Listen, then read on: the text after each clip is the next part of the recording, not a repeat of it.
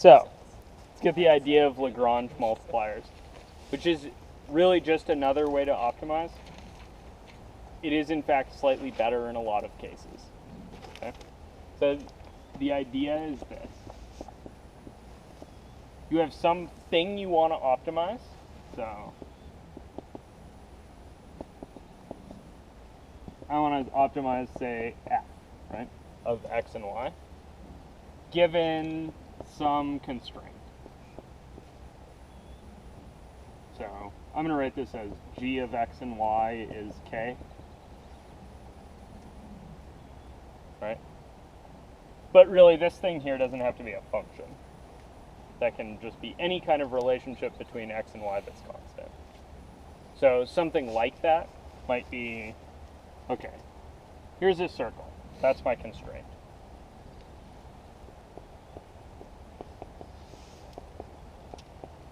Okay? I want to optimize something relative to this. So let me draw some level curves and then we'll talk about it. I'm going to draw easy level curves for right now, just a plane. So here's a 1 level curve, here's a 2 level curve, 3 level curve, a 4 level curve, 5, 6, 7, 8. All right. You guys see this? So these guys here, all these dudes, those are the level curves of f, right? When is f biggest on the circle? The middle. Center. Whatever, along the... So along this constraint line, right? So that constraint might in this case read something like x squared plus y squared is 2 or something. And then I've got a plane. I want to know when is the plane biggest along that circle. Wouldn't it be like the top edge near 8? Like here? Yeah, somewhere around there. Okay, so these were going up, right? In between each? So there should be another one, right? Yeah. Like this? Yeah, probably around there. You guys see this? So when's this thing the biggest? Well, The gradients. yeah, when the level curve is parallel, right, or tangent to the other level curve, right? What does that mean? Well, the gradient for the constraint equation goes like that, right? Where's the gradient for this f that you're talking about?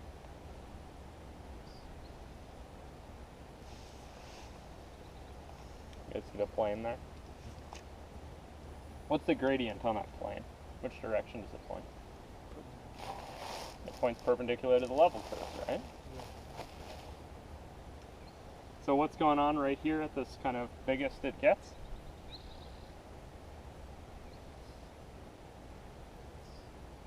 The gradient is perpendicular to the tangent of the constraint.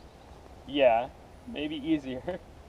The gradient of the constraint and the gradient of the function you're looking at Parallel? are parallel, right? In this case, right, I've drawn them as the same vector, but Why do is they it- have to be the same length? Why is that the biggest point right there? I don't get how that's. So what I'm doing is I'm saying, okay, this is the level, right, where this function f is 1. So there's 2 points on my constraint where I get 1 out of the function. Then there's 2 points on my function, or on my constraint where I get 2 out of the function. If I continue climbing uphill, right, there's 2 points where I get 8. And then right here, where the level curve just barely kisses the constraint equation, I get 1 point, right? Okay. That's going to be the biggest this thing gets. Like the steepest it gets? That's going to be the highest. So what I've got is I've got a Maximum value. I've got a circle constraint, right? And a plane going like this. Okay. And I'm only looking at points above the circle. So that'd give me some kind of shape like this, right? That makes sense. You're looking at points above the circle. So in the XY plane, I've got a circle, right? Okay. Then I've got, if I go up from that,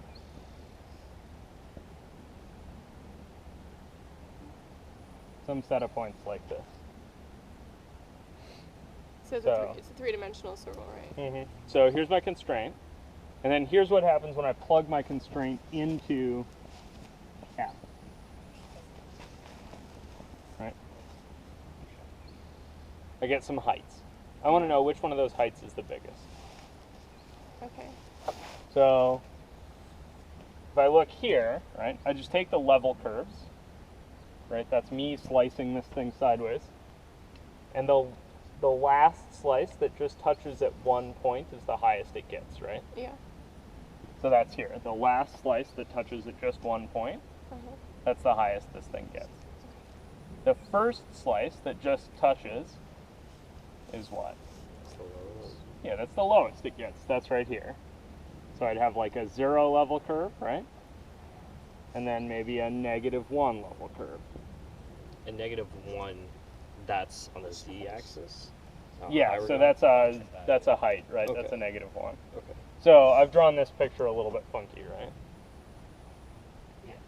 So that'd be the whole You thing just have shifted to up. move your axis. Yeah. So maybe this isn't the XY plane, but is, right, the Z is -4 plane or something. Something. Yeah. The pictures should be the idea here, not necessarily exactly accurate. The point is that if you want to find the max or min, you can just ask where the gradients are parallel. On this one, the gradient's going to point this way for the function f, and on the other thing, it's going to point this way. My constraints gradient's going to point down. But So constraint gradient is down? Or yeah, negative? in this case, it doesn't have to be. They could be switched. Right, but they're going to point in the same direction. So how do we do this? Perfect. So, how do you do this? In practice, the idea of Lagrange multipliers is